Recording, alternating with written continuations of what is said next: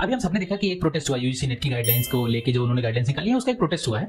सबके अपने अपने ओपिनियन है, पर एक एस्पिरेंट को इस चीज को कैसे देखना चाहिए? कोई भी अगर कोई इशू है या फिर कोई बिल आया है या कोई एक्ट आया है, अगर उसको उसके अराउंड कंट्रोवर्सी हो जाती है या उसके खिलाफ प्रोटेस्ट हो जाते हैं, how should aspirant see it? पहले हमें कंट्रोवर्सी से बचना है। अच्छा, एक बहुत पॉपुलर ओपिनियन है कि अगर हम गवर्नमेंट के साथ रहेंगे तो शायद हमको मार्क्स ज्यादा मिल जाए। ऐसा कुछ नहीं है। क्या हम केवल गवर्नमेंट को क्रिटिसाइज करेंगे तो हमें शायद मार्क्स ज्यादा मिल जाए? ऐसा भी कुछ नहीं है, क्योंकि एक ब्यूरोक्रेट और एक एस्पिरेंट से हमेशा ये एक्सपेक्ट किया जाता है कि वो न्यूट्रल रहे।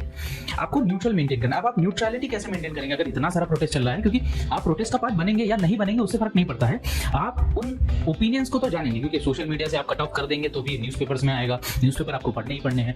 तो कैसे एक बैलेंस अप्रोच, ऐसे किसी भी, जैसे मान लीजिए अभी यूजीसी नेट तो एक एग्जांपल है, ऐसे ही बहुत सारी चीजें होंगी, ऐसे ही बहुत सारे आगे भी आएंगे, प्रोटेस्ट आएंगे, तो उसको कैसे हमें मिनिमाइज करें, हम कैसे अपने आप को न्यूट्रल रखें?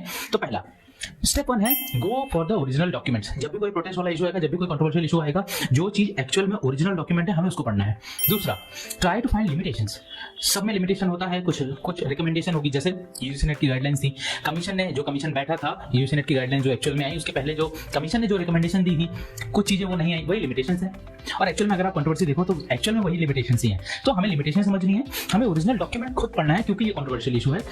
ऐसे ही अगर हम इन दो स्टेप को अपना लें, स्टेप 1 ओरिजिनल डॉक्यूमेंट, स्टेप 2 उन लिमिटेशंस, अगर हमें लिमिटेशन खुद से नहीं समझ में आ रही है तो जो रिकमेंडेशन दी गई है उसकी लिमिटेशन, इन दो को अगर हम ध्यान में रखेंगे तो हम न्यूट्रल हो पाएंगे और हमारे आंसर्स में वो न्यूट्रलिटी दिखेगी और वो एनालिटिकल स्किल भी दिखेगी। तो ऐसे ही आगे कोई भी प्रोटेस्ट होगा हम यही बेसिक अप्रोच अपना सकते हैं।